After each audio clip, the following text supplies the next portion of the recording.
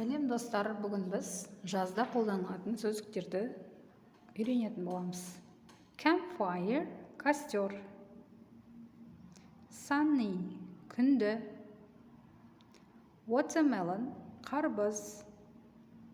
Sunflower – күнбағыс. Pineapple – ананас. Camping – кемпинг.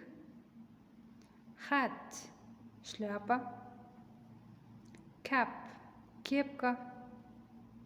Beach – пляж, жағажай. Cottage – коттедж.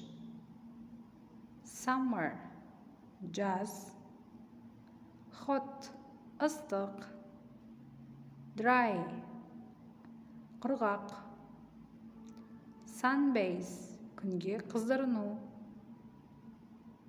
Drought – құрғақшылық. Sand castle – құмнан жасалған сарай. Beverage – сусындар. Kite – батпырауық. Swim – жүзу. Lemonade – лимонад. Surfboard – серфинг тақтайшасы. Vacation – демалыс, отпуск. Air conditioner – кондиционер. Dive – сүңгу.